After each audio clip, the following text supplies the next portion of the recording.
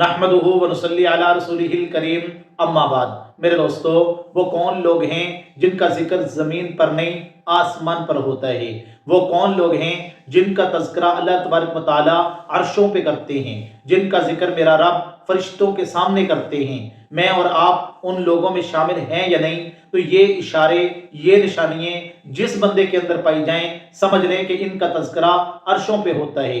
یہ وہ لوگ ہیں جن کا ذکر اللہ کرتے ہیں، یہ وہ خوش نصیب بندے ہیں جن کو یاد میرا اور آپ کا رب کر رہا ہے۔ ذرا سنیے، پہلی نشانی جس بندے کے اندر یہ ہو کہ وہ اللہ کا ذکر کثرت کے ساتھ کرتا ہو۔ حدیث کی کتابوں میں آتا ہے اللہ تبارک و تعالیٰ نے فرشتوں کی ڈیوٹی لگائی ہے، وہ زمین پر گھومتے پھرتے ہیں اور ایسی مجلسوں کو جب وہ دیکھتے ہیں جن مجلسوں میں اللہ کا ذکر کیا جا رہا ہوتا ہے، جن مجلسوں میں اللہ کی یاد ہو رہی ہوتی ہے، جو مجلس والے اللہ کا ذکر کر رہے ہوتے ہیں، ایسی مجلسوں میں وہ فرشتے جا کے بیٹھ جاتے ہیں۔ پھر وہ فرشتے ایک دوسرے کے اوپر تانتا بناتے ہوئے آسمان تک پہنچ جاتے ہیں۔ اللہ تبارک و تعالیٰ جاننے کے باوجود پوچھتے ہیں، فرشتوں کہاں سے آئے ہو؟ وہ کہتے ہیں یا اللہ فلاں جگہ پہ، فلاں محلے میں، فلاں مسجد میں، فلاں گھر میں، فلاں علاقے میں، فلاں ملک کے اندر تیرے لوگ کچھ بیٹھے ہوئے ہیں، فلاں فلاں تیرے بندے ہیں، وہ بیٹھ کر اس مجلس میں تجھے یاد کر رہے ہیں، تیرا ذکر کر رہے ہیں۔ اللہ تبارک و تعالیٰ اتنے خوش ہوتے ہیں، اللہ تبارک و تعالیٰ پوچھتے ہیں میرے فرشتوں، میرے وہ بندے مجھ سے کیا چاہتے تھے؟ تو فرشتے کہتے ہیں یا اللہ وہ یہ چاہتے ہیں ہمارا اللہ ہم سے راضی ہو جائے، اللہ تبارک و تعالیٰ ہمیں بخش دے، اللہ ہماری مغفرت فرما دے۔ اللہ تبارک و تعالیٰ فرشتوں کو گواہ بنا کے کہتے ہیں میرے فرشتوں تم گواہ بن جاؤ، میں نے ان لوگوں کو معاف بھی کر دیا، ان کو بخش بھی دیا اور ان سے راضی بھی ہو گیا۔ سبحان اللہ!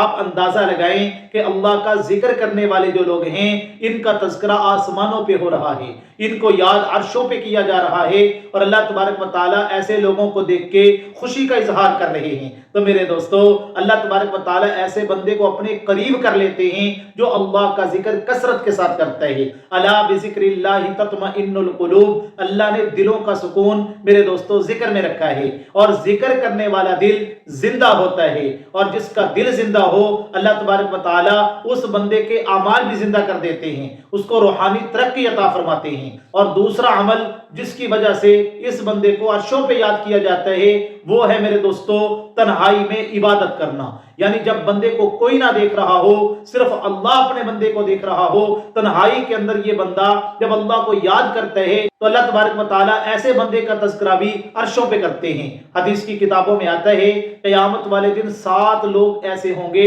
جن کو اللہ تبارک و تعالیٰ اپنے عرش کا سایہ نصیب فرمائیں گے۔ جب کوئی سایہ نہیں ہوگا، نفسا نفسی کا عالم ہوگا، اور اس وقت ہر بندہ اپنے گناہوں کی وجہ سے پسینے میں ڈوبا ہوا ہوگا، تو کچھ لوگ ایسے خوش نصیب ہوں گے جن کو اللہ اپنے عرش کا سایہ نصیب فرمائیں گے۔ اللہ کے عرش کے سائے کے نیچے ہوں گے وہ لوگ۔ تو ان میں سے ایک وہ آدمی بھی ہوگا جو تنہائی میں، جب ساری دنیا سوئی ہوتی تھی، کوئی اس کو دیکھنے والا نہیں ہوتا تھا، یہ اکیلا اپنے اللہ کی عبادت کرتا تھا، اللہ کو یاد کرتا تھا۔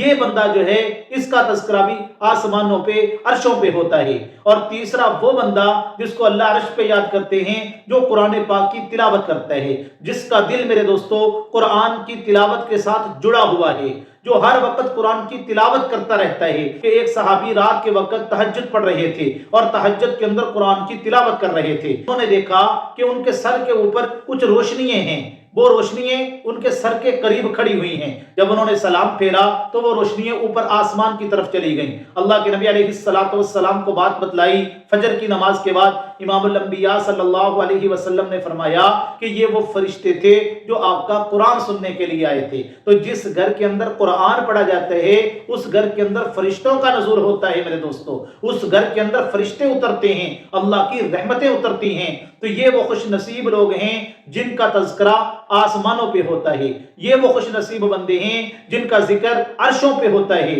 یہ وہ خوش نصیب بندے ہیں جن کو اللہ تبارک و تعالیٰ عرشوں پہ یاد کرتے ہیں۔ تو کہنے کا مطلب یہ ہے خوش نصیب وہ بندہ نہیں ہے جو لوگوں میں مشہور ہو، خوش نصیب بندہ تو وہ ہے جن کا تذکرہ آسمانوں پہ کیا جائے، جس کا ذکر فرشتوں کے سامنے ہو، جس کو یاد اللہ فرشتوں کے سامنے کریں، یہ خوش نصیب بندہ ہے۔ اللہ تبارک و تعالیٰ ان باتوں کو سمجھنے کی توفیق عطا فرمائے۔